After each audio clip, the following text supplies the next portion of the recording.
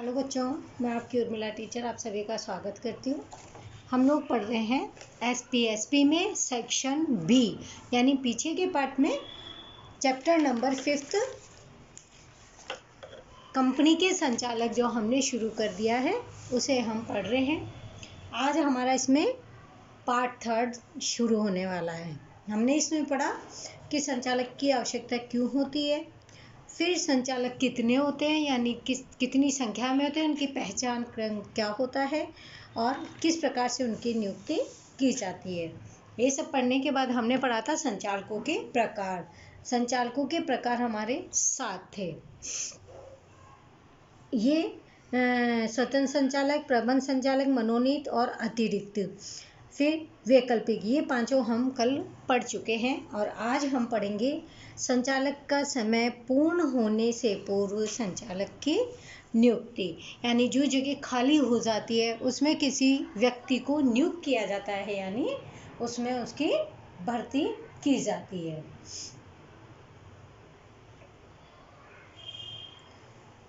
Company कानून के अनुसार सामान्य सभा में संचालक के पद की मुद्दत यानी समय पूर्ण होने से पहले उसे दूर किया जाए या मुद्दत पूर्ण न कर सके तब नियमन पत्र के अधीन संचालक मंडल अपनी सभा में खाली हुए स्थान पर संचालक नियुक्त कर सकता है।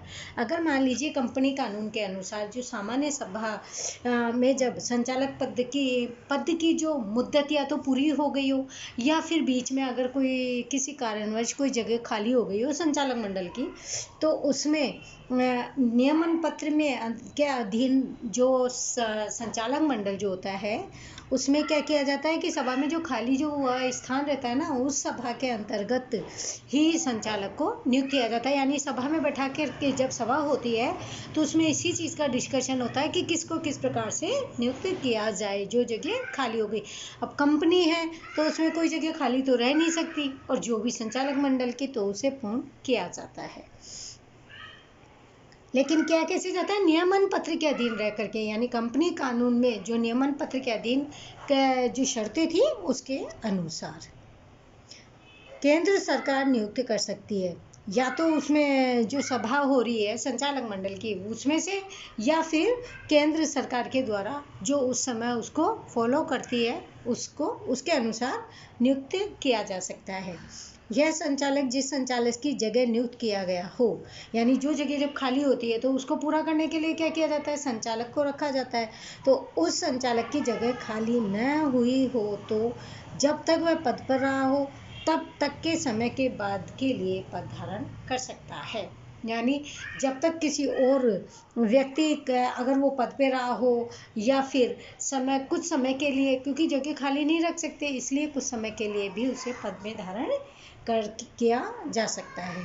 संचालक का पद निम्नलिखित संयोग में खाली होता है। अब मान लीजिए, अब ये तो हम पढ़ रहे हैं कि उसकी जगह की नियुक्ति करें, मगर वो खाली क्यों होता है, यानी कई कारण ऐसे हो जाते हैं जिस समय वो पद खाली रह सकता है, जिसे हम पढ़ेंगे। पहला, इसमें कंपनी की सामान्य सभा में या संचालक मंडल में संचालक को दूर किया जाए। अगर मान लीजिए जो सभा होती है सामान्य सभा में या फिर उसके अंतर्गत संचालक को बाहर कर दिया जाए तब। दूसरा है अंतिम 12 मास के दौरान, अंत में 1 साल का होता है ना, तो जो 12वां महीना होता है दौरान संचालक मंडल की सभा में अनुमति के लिए बिना गैरहाजिर हो। यानी जब सभा हो रही है, अब साल भर की जो सभा होती है 3-3 4-4 होती है 1 साल में, तो अगर आखिरी जब सभा होती है तो आखिरी सभा का मतलब क्या होता है कि संपूर्ण सारी बातें जो पूरे साल में जो हुई है उसमें वो बातें होती है। अगर उसके अंतर्गत वो बिना बताए सभा में नहीं होता है तब। तीसरा है अस्थिर मस्तिष्क, अब उसका दिमाग खराब हो, पागल हो तब, या मर जाए, मृत्यु हो जाए। चौथा है अदालत ने अयोग्य घोषित किया हो, यानी किसी कारण से अगर वो काम सही नहीं कर रहा और जब अदालत ही बोल देती है कि ये इस योग्य नहीं है जो कि कानून कंपनी को संभाल सके, तब भी वह पद खाली रहता है। नैतिक अधपतन या अन्य दोष के कारण अदालत की ओर से दोषित किया जाए, अब किसी कारण से उसका पतन हुआ हो, नुकसान हुआ हो कंपनी को या किसी और व्यक्ति को, तो उसके कारण भी कंपनी उसे निकाल देती है। 6 है कंपनी में प्रत्यक्ष या परोक्ष इतरा हो या करार हो उसे घोषित न किया गया। अगर कंपनी में पर्सनल अगर वो खुद का फ़ायदा देखता है तो भी उसे इन कारणों के जरिए बाहर कर दिया जाता है। 7 है, निजी कंपनियां अपने नियमन पत्र में दूसरे कोई भी कारणों का समावेश कर सकती है। कंपनी है, अगर उसे बाहर निकालना है तो कोई भी कारण करके उसे उस पद से हटा सकती है। ये हमने अभी 7 पॉइंट इसके पढ़े हैं। अब है 7 पॉइंट है, छोटे अंशधारी के द्वारा चुने गए संचालक। कंपनी कानून 2013 के अनुसार रजिस्ट्रार कंपनी निर्धारित करे उस रीति से छोटे अंशधारी का मतलब होता है जिनका अंश कंपनी में कम से कम हो, एक संचालक की नियुक्ति कर सकते हैं। वो भी क्या कर सकते हैं? एक व्यक्ति की नियुक्ति कर सकते हैं। छोटे अंशधारी अर्थात जिनके अंशों की दार्शनिक कीमत, यानी जिनके जो अंश है उनकी कीमत जो दिखाई गई है वो 20,000 से अधिक न हो, यानी 20,000 के अंदर अंदर ही उनकी कीमत होनी चाहिए, अथवा नियत की जाए उस रकम से अधिक भी, या फिर जितनी रकम बताई गई है उससे ज़्यादा भी नहीं होनी चाहिए। अतिरिक्त में ऐसा भी प्रावधान है कि ऐसे छोटे अंशधारियों को की संख्या संबंधित कंपनी में कम से कम 1,000 होनी चाहिए। अब है स्त्री संचालक।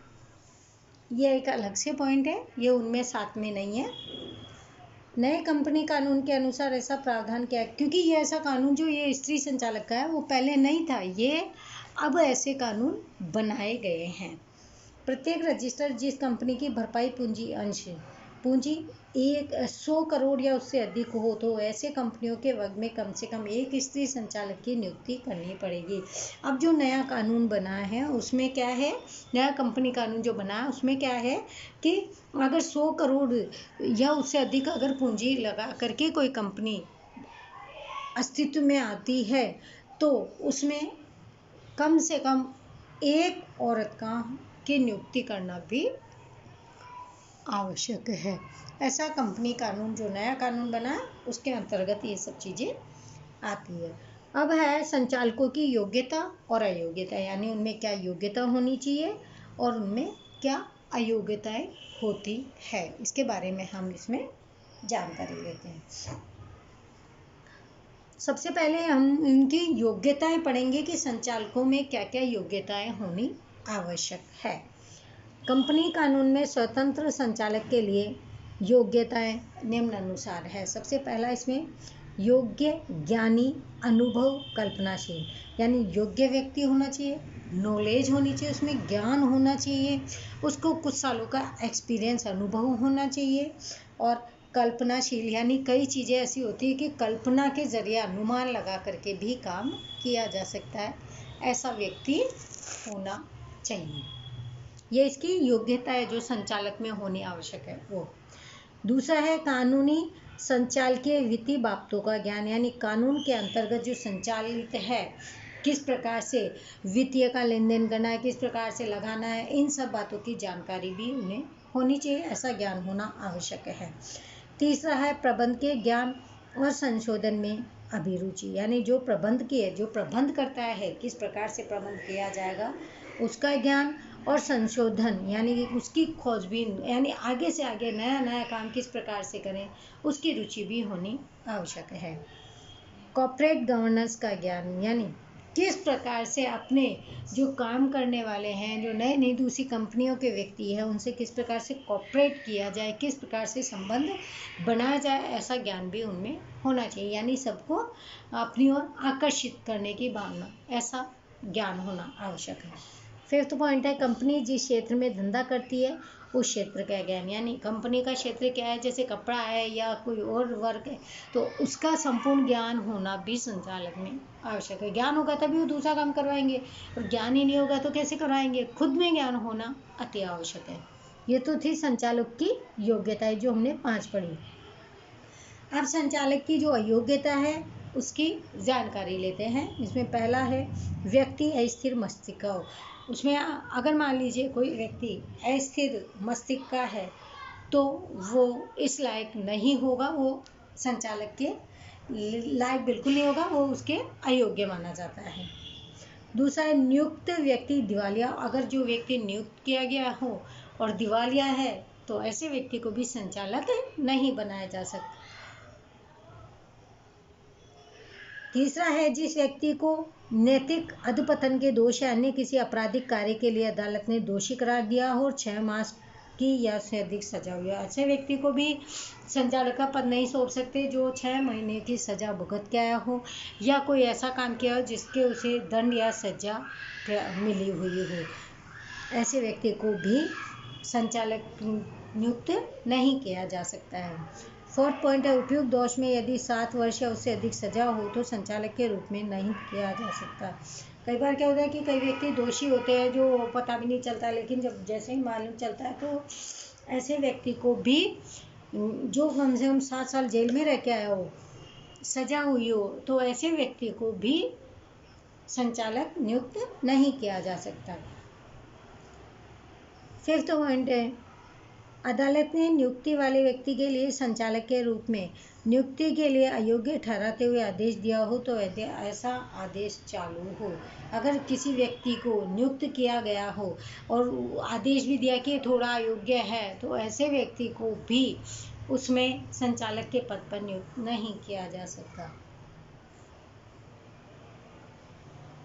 फिर 6 पॉइंट है नियुक्त व्यक्ति व्यक्तिगत रूप से या अन्य के साथ संयुक्त रूप से धारण किए कंपनी के अंशों की किस्त की रकम चुकाई न हो और ऐसी किस्तों का भुगतान की मुद्दत 6 माह से अधिक बीत गई, यानी किसी कारणवश कंपनी को अगर काम किया गया है संयुक्त रूप से मिलकर के और उसकी किस्तें 6 महीने बीत जाने के बाद तक भी पैसा नहीं दिया गया तो ऐसे व्यक्ति को भी संचालक पद पर नहीं रखा जाता।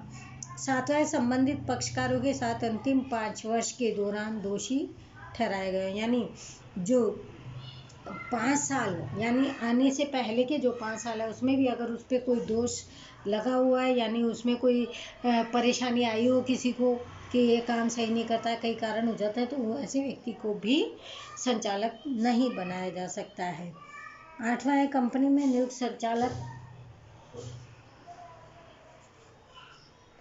कंपनी में नियुक्त संचालक लगातार 3 वित्तीय वर्ष के लिए वार्षिक हिसाब पेश नहीं कर। कई बार क्या होता है कंपनी में 3-3 साल तक कोई व्यक्ति पैसों का लेन देन का हिसाब ही नहीं बता रहा, तो ऐसे व्यक्ति को भी संचालक पद पे नियुक्त नहीं कर सकते हैं।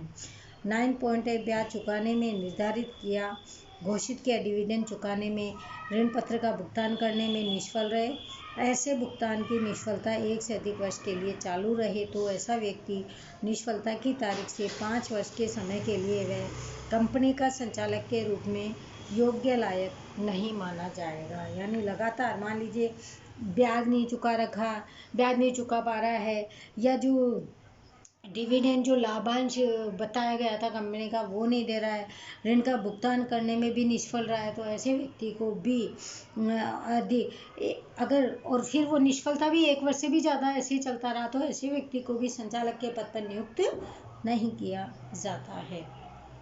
निजी कंपनियां उपयुक्त अयोग्यताओं के अमल में अपने नियमन पत्रों में छूटछाट रखकर 6 माह के स्थान पर 30 दिन तक कर सकती है। यानी जब भी अपने नियमन पत्र मान लीजिए नियमन पत्र में तो बहुत कुछ लिखा होता है, लेकिन फिर भी अगर उसको छूट छाट दे करके भी 6 महीने के स्थान पर अगर 30 दिन का भी उसे करार दे सकती है। अब है संचालकों की निवृत्ति, संचालक का त्यागपत्र और संचालक को पदों से हटाना। सबसे पहले हम इनमें संचालकों की निवृत्ति पढ़ेंगे। यानी निवृत्ति यानी जो या तो अपने काम समय पूरा होने के बाद जो निवृत्त हो जाते हैं, जो छूट जाते हैं या कई कारणों से उन्हें हटा दिया जाता है। सबसे पहला इसमें संचालकों की निवृत्ति में फर्स्ट पॉइंट है कंपनी के प्रथम संचालक कंपनी की प्रथम सामान्य सभा के दिन उनकी मुद्दत पूर्ण होने पर निवृत्त होते हैं। यानी जो 1 साल का 2 साल का जो भी टारगेट होता है, तो जैसे उसके बाद में नया साल चालू होता है तो उसमें सभा चालू होगी, तो पहली जो सभा होती है उसकी उसी समय उसकी जब मुद्दत पूरी मान ली जाती है और उसको निवृत्ति दी जाती है, यानी वो उस पद के लिए अब नहीं है। सेकंड है स्वतंत्र संचालकों की 5 वर्ष की मुद्दत पूरी होने पर निवृत्त होते हैं। अगर जो संचालक है 5 वर्ष तक काम करते हैं तो 5 साल के बाद में फिर से नया संचालक की नियुक्ति करनी पड़ती है। तो पहले वाला जो संचालक होता है उन्हें निवृत्ति मिलती है, यानी वो पूर्ण रूप से निवृत्त होते हैं। पुनः नियुक्ति के लिए संयोग में अधिक से अधिक 2 मुद्दत अर्थात कि अधिक से अधिक 10 वर्ष तक अपने पद पर रहते हैं। अगर वो सही काम कर रहा है, दोबारा से उसको संचालक बनाना है तो दूसरी बार भी, यानी लगातार 2 बार ही ऐसा होता है कि वो 10 साल तक लगातार अपना काम कर सकता है, लेकिन 5 पूरी होने के बाद में सभा के अंदर अगर बहुमत पास होता है तब इसके बाद निवृत्त होते हैं, यानी फिर वो व्यक्ति 10 साल के बाद ही निवृत्त होंगे। तीसरा है सार्वजनिक कंपनी में कम से कम 2/3 भाग के संचालक क्रमानुसार निवृत्त होते हैं। जो सार्वजनिक कंपनी होती है उसमें 2/3 भाग के संचालक ऐसे होते हैं जो समय के अनुसार यानी क्रम के अनुसार निवृत्त होते जाते हैं और दूसरे व्यक्ति का नंबर आता जाता है। इस 2/3 भाग के संचालकों में से प्रति वर्ष सबसे वरिष्ठ ऐसे 1/3 भाग के संचालक निवृत्त हो जाते हैं, यानी हर साल ऐसा होता है कि उन 2/3 भाग में से भी जो सबसे अच्छे वरिष्ठ हैं, काम करने लायक, वो 1/3 लोग इस संचालन से निवृत्त हो जाते हैं। 4th पॉइंट है नियुक्ति के लिए जो लायक नहीं होते वह योग्य ठहराने पर निवृत्त होते हैं। जो काम करने के लायक नहीं होते उन्हें फिर वैसे निवृत्त कर दिया जाता है। योग्य कहला कर के अयोग्य है, काम करने के लायक नहीं है तो वो निवृत्त हो जाते हैं। 5th पॉइंट हमारा है निवृत्त हो रहे संचालक मंडल को लिखित नोटिस से अपनी पुनः नियुक्ति के लिए अनिच्छा दर्शाई हो तो निवृत्त होते हैं। अगर दोबारा उनके मान लीजिए कंपनी में वापस से उन्हें निवृत्त करने के लिए, संचालक बनाने के लिए कहा जाए तो और उन्हें मन नहीं है तो वो क्या करते हैं कि दोबारा से नोटिस दे करके और पुनः नियुक्ति, अगर उनकी दोबारा नियुक्ति हो रही है तो वो अपनी अनिच्छा भी प्रकट कर सकते कि हमारा मन नहीं है, हम दोबारा से संचालक नहीं बनना चाहते, तो फिर वो निवृत्त हो जाते, क्योंकि 5 साल का हो गया उनका टाइम पीरियड पूरा, तो वो निवृत्त हो जाते हैं। 6 पॉइंट है संबंधित संचालक की पुनः नियुक्ति के लिए ठहराव किया गया हो और वह ठहराव पारित न हो तो संचालक निवृत्त हो जाता है। अगर पुनः नियुक्ति में अगर ठहराव किया गया और वो पारित नहीं हो रहा है तो भी वो निवृत्त माने जाते। अब है संचालक का त्यागपत्र। संचालक की नियुक्ति हमने पढ़ ली, अब पढ़ेंगे हम संचालक का त्यागपत्र। जब कोई संचालक अपना पद त्याग करना चाहता हो यानी अपना पद छोड़ना चाहता हो तब किसी भी समय अपने त्यागपत्र में विश्वास में कारणों के साथ लिखित नोटिस कंपनी के संचालक मंडल को देता है। यानी जब कोई संचालक मंडल अपना पद त्याग करना पड़ता है, उसे अपना, अब वो त्याग तो करता ही है, तो किसी भी समय अपने त्यागपत्र में जो भी उसके कारण है उनको विस्तार से वो लिख करके कंपनी के जो संचालक मंडल है उन्हें वो दे देता है। और इस त्यागपत्र की नकल के साथ 30 दिन में रजिस्टर को भी जानकारी दे देता है, यानी एक कागज़ तो उनको संचालक मंडल को देता है और उसकी जेरॉक्स यानी दूसरी कंपनी के जो 30 दिन रजिस्ट्रार जो काम करता है उन्हें दे देता है, लेकिन 30 दिन के अंतर्गत। कंपनी भी संबंधी जानकारी नियत समय में कंपनी रजिस्टर को करती है। जब कंपनी के पास जो ओरिजिनल जो कागज़ आता है वो भी अपना कागज़ उस कंपनी रजिस्टर के पास भेज करके उन्हें जानकारी दे देते हैं। संचालक मंडल अपनी रिपोर्ट में इस बाबत की जानकारी सामान्य सभा में करता है। जो संचालक मंडल है फिर इसकी जो भी उनकी बातें कारण है वो जब सभा होती है, मीटिंग होती है, उसमें ये सब चीज़ें बातें कही जाती है, जानकारी सबको दी जाती है। संचालक का त्यागपत्र कंपनी को मिले उस तारीख से अथवा नोटिस में दर्शाई तारीख से त्यागपत्र अमल में आ जाता है।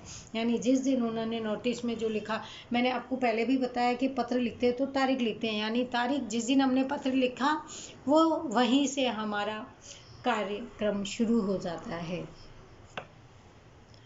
एक बाबत विशेष ध्यान में ली जानी चाहिए कि जो संचालक त्यागपत्र देता है उसके कार्यकाल दौरान हुए दोषों के लिए अपने त्यागपत्र के बाद भी वह जिम्मेदार होता है। यानी जो भी संचालक त्यागपत्र देता है उसके कार्य के दौरान दोषों के लिए अगर मान लीजिए उससे कोई गलतियां हो गई होगी, अगर और फिर उसने त्यागपत्र दे दिया, लेकिन फिर भी जिम्मेदारी तो उसकी बनती है, क्योंकि जब वो कार्य था उस समय ही ये दोष हुए थे।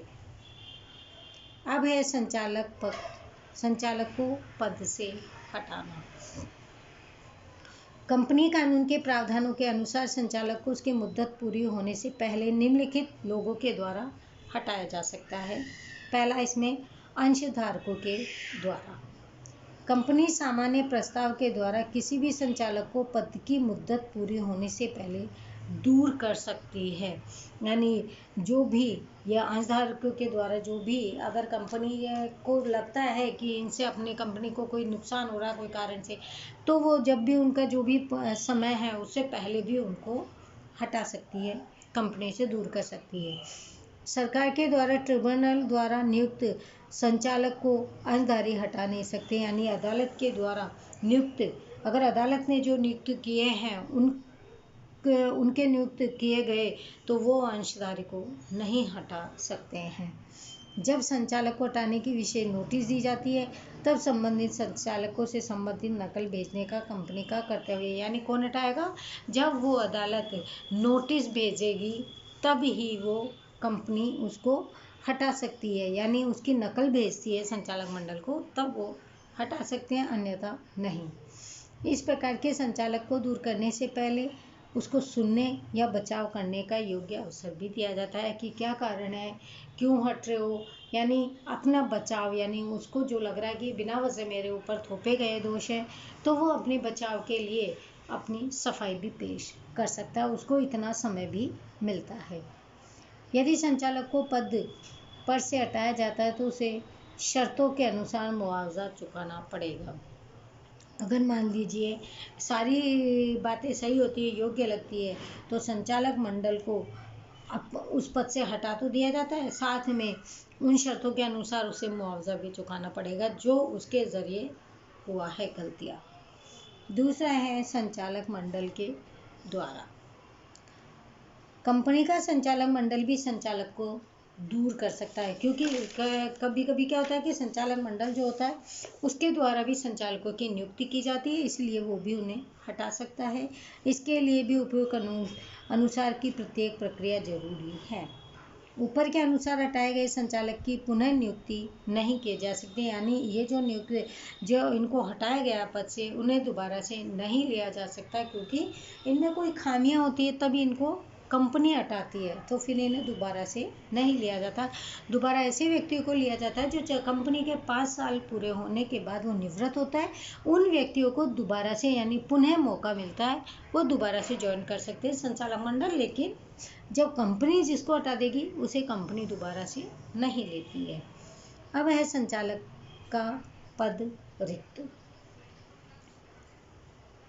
निम्नलिखित संयोग में संचालक का पद रिक्त होता है। यानी कई ऐसे कारण हैं जब संचालक का जो पद होता है वो खाली होता है। पहला, इसमें अदालत संचालक को अस्थिर मस्तिष्क का घोषित करे। यानी जब कानून ही बोल देती है, अदालत के अनुसार ये बात आ जाती है सामने कि इसका मगज सही नहीं है, ये थोड़ा पागल टाइप का या योग्य नहीं है, तब उसे उस पद से हटा दिया जाता है। दूसरा है अदालत संचालक को दिवालिया घोषित करे।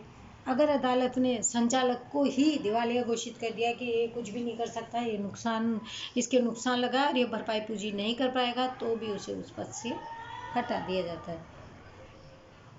तीसरा है संचालक स्वयं को दिवालिया घोषित करने के लिए अदालत में आवेदन करे।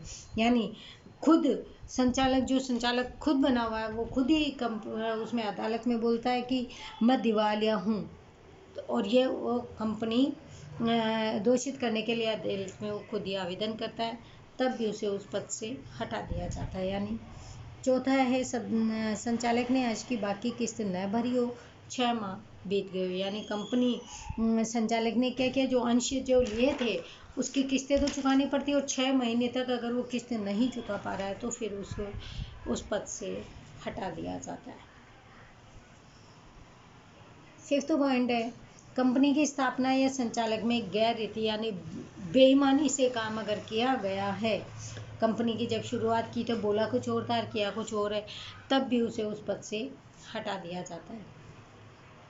जब संचालक, सेकंड पॉइंट है, ये फर्स्ट के अंतर्गत आए थे 5, अब सेकंड पॉइंट है, जब संचालक अंतिम 12 मास की समयावधि के दौरान संचालक मंडल की सभी सभाओं में गैर हाजिर, यानी जो कंपनी में साल की 4 जो सभा होती है और वो सभी सभा में आया ही नहीं, एक बार भी नहीं आया, गैर हाजिर रहा, एब्सेंट रहा, तो भी फिर उसे उस पद से हटा दिया जाता है, क्योंकि वो क्या जिम्मेदारी निभाएगा जो सभा में जो व्यक्ति समय पर नहीं पहुंचता है। तो उसके बाद है तीसरा, संचालक का स्वयं का प्रत्यक्ष या परोक्ष हित हो, वैसे करार करता हो, यानी जब वो खुद का ही फायदा देखता हो, यानी सामने से भी और घुमा फिरा करके, तो ऐसे व्यक्ति जो वैसे करार करता है, यानी जो संबंध इस प्रकार से रखता है कि कंपनी के सामने से भी और पीठ पीछे से भी बेईमानी का काम करके अपना लाभ कमा रहा हो, ऐसे व्यक्ति को भी पद से हटा दिया जाता है।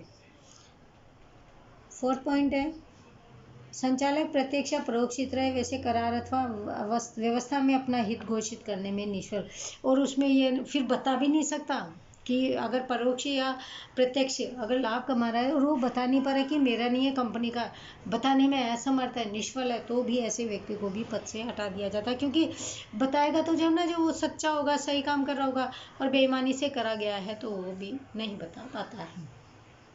फिफ्थ पॉइंट है, अदालत के द्वारा संचालक को अयोग्य घोषित किया जाए, अगर संचालक अदालत ने ही वो संचालक जो है रहता है पद पे, उसे वो अयोग्य घोषित कर दे कि ये काम करने लायक नहीं है, तब भी उसे हटा दिया जाता है।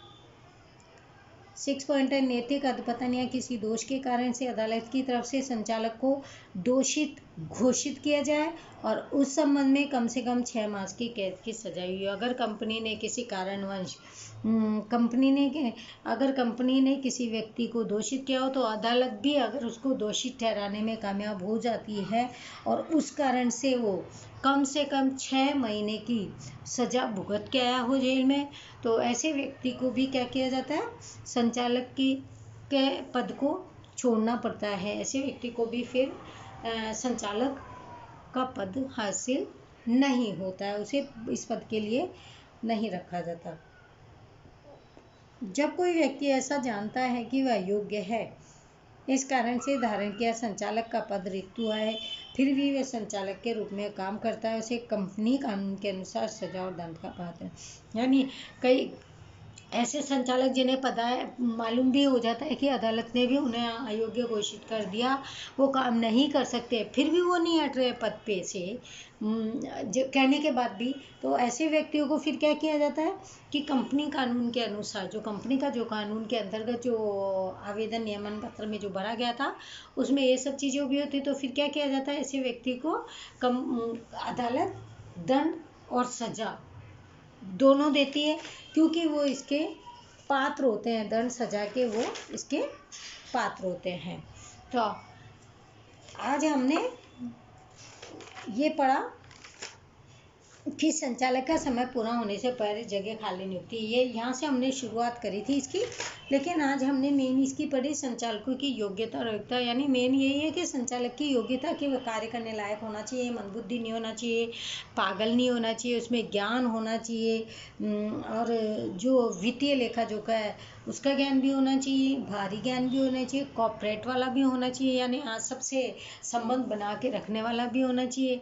ऐसे व्यक्ति अगर होते हैं तो उनमें ये सारी योग्यताएं होती हैं जो संचालक मंडल के अंतर्गत होती है।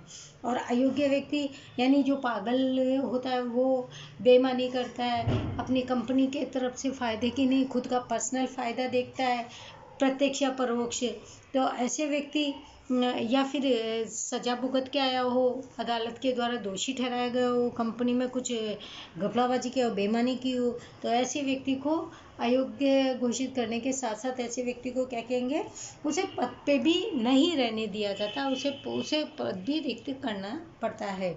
और ऐसे व्यक्ति को दोबारा पद भी नहीं मिलता है, यानी दोबारा से वो संचालक नहीं बन सकता।